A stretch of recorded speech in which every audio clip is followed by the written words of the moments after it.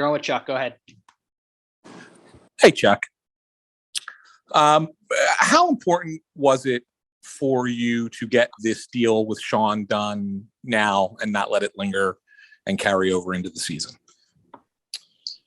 Yeah. Well, first of all, Anthony, before I answer that question, I just want to once again, extend my condolences, our organization's condolences to Kevin Hayes and his family, on their terrible loss and the devastating news that we had last Monday. So we're thinking of them, and that was really, really tough for everybody. So we're thinking of Kevin and his family.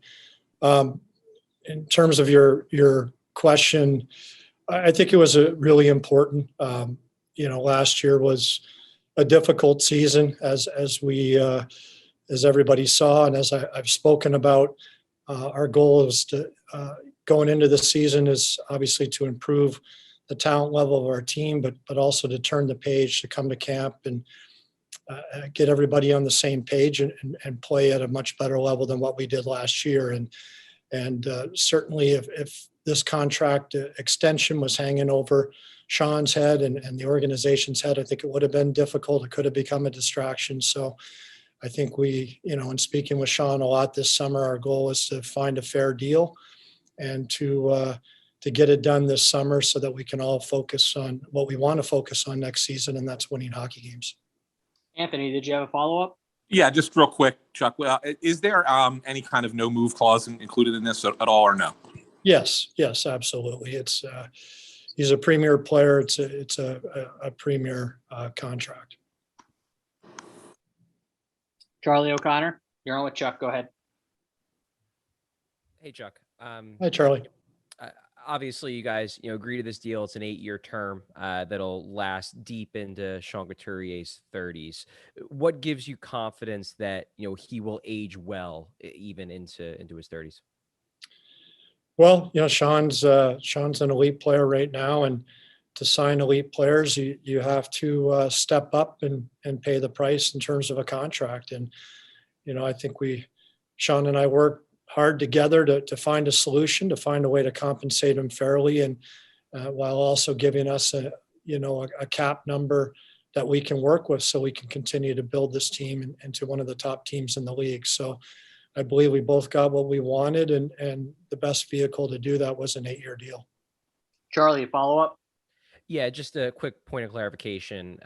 Is that a full no move clause through the entirety of the 8 years? Full no move clause, yes. And then the last year, there's a limited no trade. Thank you. Yeah. Sam Carchidi, you're on with Chuck. Go ahead. Yeah. Hi, Chuck. Just to switch gears. How you doing? Just to switch gears a little bit with Derek signing. How do you see him fitting in? And do you see him more as a center, winger, and do you see him also maybe playing on special teams? Probably all of the above, Sam. I mean, that'll be up to AV, and we have a really difficult schedule this season, like everybody. As of now, we're still, I believe the league and union are still contemplating an Olympic break and having the players participate in the Olympics. So the schedule is condensed again. This will be the first time in 3 years that we'll play a full 82 game schedule, all going well. And we're going to need a lot of bodies. So, it's we felt it was important to look at our depth and add to our depth. And anytime you can acquire a player like Derek, who has over 900 games of experience in the league and still has a good skill set, and we could acquire him at the cap number that we did, it just seemed to make a lot of sense to lock him up. And speaking with AV is comfortable with Derek at center, comfortable with him on the wing. Obviously, he's a guy that can win faceoffs, can move up and down your roster, has played probably more power play than penalty kill during his career, but yet is a smart enough player. He can play in any situation. So, that'll get worked out in camp, but I anticipate he'll probably play on every line this year, as you deal with all the uncertainties and all the ups and downs of a full regular season. Follow up, Sam? Yes. Also, can you give us a medical update on Morgan Frost and Laczynski, just because they both had surgeries in the offseason? Well, Morgan hasn't reported yet. I believe he's fine. He's going to be good to go, but we'll know more when he gets to Philadelphia. And Tanner's been continuing his rehab all summer. He's feeling good. He's skating full out right now, so I anticipate that he'll be, full go when training camp opens. Bill Meltzer, you're on with Chuck. Go ahead. Yeah, Chuck, you had just said that you didn't want to have the contract hanging over Sean's head and over the organization's head. The same principle apply, obviously, with Claude Giroux because he's entering the final year of his contract. Because you anticipate something proactively being done with Claude. Well, I've had good conversations with Claude and with Pat Brazan, his agent, and at this point, our plan is to play the season out, and we'll talk at the end of the season. I think we're both comfortable with that, and Claude's our captain. He's a great player, and I anticipate that we'll find a way to continue that relationship going forward. But right now, I think what we'll do is we'll just get through the season, and we'll look at the situation and see where he's at, see where we're at, and we'll do what's best for everybody. Follow up, Bill. I do. Even if the team goes into the season with 13 forward, you're pretty tight to the cap ceiling. Are you comfortable with that situation, or might you be looking ahead of filing the roster to try to maybe create a little bit more cap space?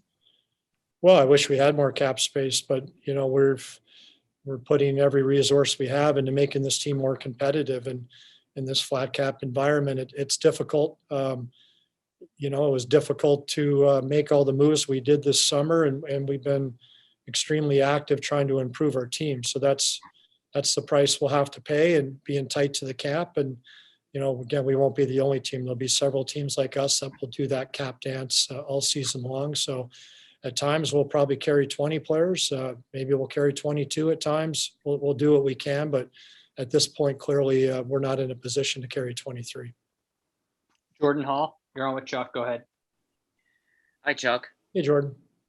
With Sean Couturier, some people might look at the 8 years and they see a lot of length there, but even if he does, say, decline in the later years, just how important can he be in terms of just being a model player for younger players?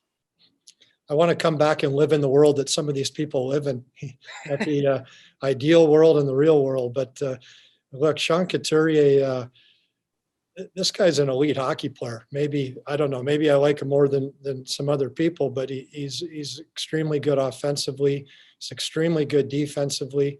He's great on faceoffs. He's a play driver.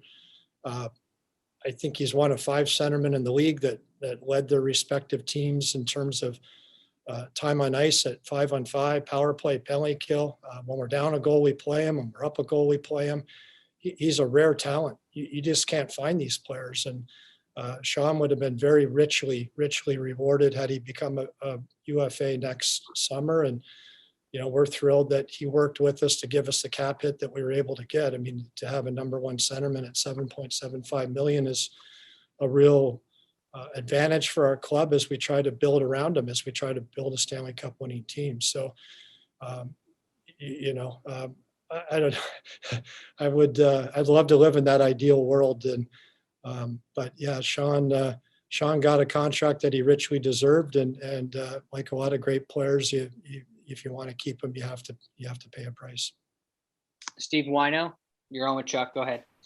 Hey, Chuck, how much of Sean Couturier's value is just how willing he is and able to play through injuries? I mean, we've seen him in the playoffs to play through knee injuries and stuff like that and still play at a high level. How important is that as a team and to his teammates?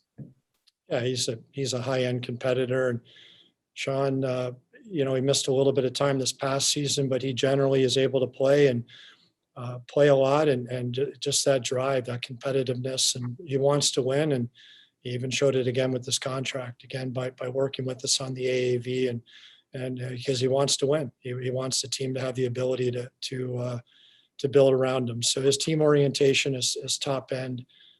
Obviously, the talent and the compete and the character, and again, it's a rare talent. You can look around the league, how many of these types of players that excel at both ends of the rink and can play in any situation, and he's clearly one of them.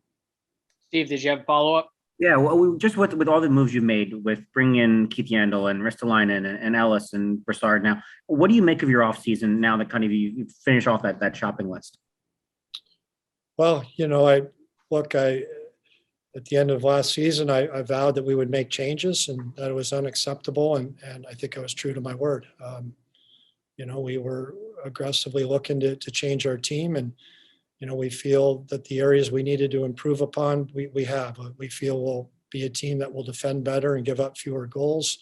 We believe our specialty teams, in particular, our penalty kill, will be better, and we believe our chemistry and in the room and our leadership group will be enhanced. So, I think we've made a lot of changes. We like to think we've upgraded our club, and time will tell, but there's certainly a high level of excitement around the team right now. I know in speaking with several of our veteran players, including Sean Couturier, everybody's very excited to get back and put last year behind us and have success this season. Okay, we'll take a few more questions. Charlie O'Connor, you're on with Chuck. Go ahead. Hey, Chuck, I kind of want to ask a question about the benefits of having an active off season. You guys obviously have made a lot of moves. You've made ads.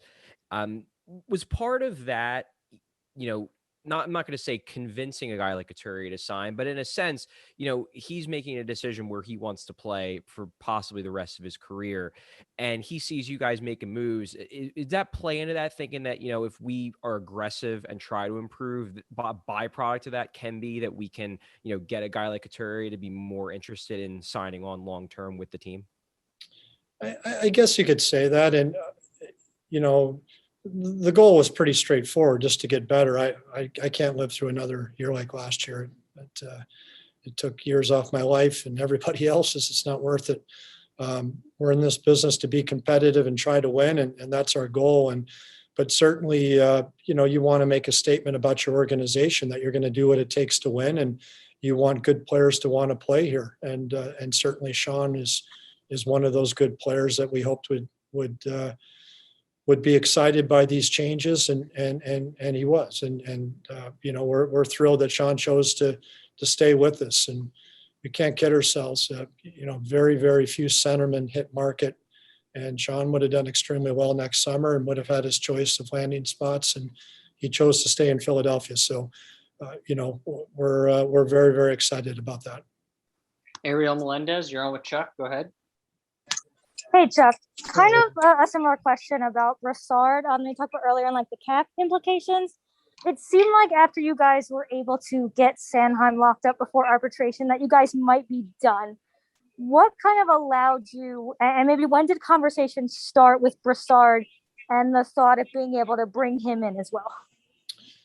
Conversation started, to be honest with you, just a few days before we signed him. I had a long conversation with AV, and we just looked at our depth and, just a little bit concerned if we had a couple injuries, early on in the season, that we would be relying on a lot of young players to come in and play, whether or not they were ready. So, again, it was an opportunity for us to land a quality player, a quality veteran player. And as you get into the season, it gets a little bit harder to find these players.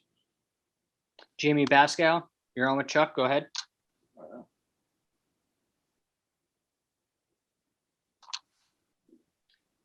Jamie, you there? Please unmute. Hi, Chuck. How are you? Hey, Jamie. I just wanted to ask, have you opened the press conference with great condolences for Kevin Hayes? Sorry about that. Have you been in contact with the Hayes family by any means? I've texted with Kevin, and they obviously have a lot on their plate right now, but we will get a chance to see him here shortly. And there's been a lot of different people in the organization reach out to him, a lot of players and the coaches and staff. And, obviously we're here to support him and help him in any way possible. And, it's just unimaginable what that family's going through right now. So, but certainly we'll support him in every which way we can. And last question, Kevin Durso, you're on with Chuck. Go ahead. Hey, Chuck, you had mentioned talking about with Sean how you didn't want to be a distraction kind of going through the year and things like that. Is part of that also the fact that now that you know what his cap hit's going to be moving forward? You only had, I think, 10 players signed through next season. Knowing what he's going to make, how it can kind of allow you to plan going forward as well. Absolutely, that's certainly a benefit of getting the contract done. And clearly, look, Sean's our best hockey player right now, and he's the key guy. If Sean had left, that would have changed the direction of the franchise. So to lock him up was incredibly important for the short and long term viability of really what we're trying to build. But now that we have that number plugged in, we can work around it. And it's really challenging right now with this flat cap environment. And as you can see this year, we've already talked about it a couple questions ago. It's a challenge to stay cap compliant and yet try to improve your club. So, it certainly will help us going forward, knowing that number. And, now we have the ability to build around them and continue to try to find a way to make this the best team we can make it. Okay, Chuck, thank you very much for your time this afternoon. Yeah, thank you, everybody.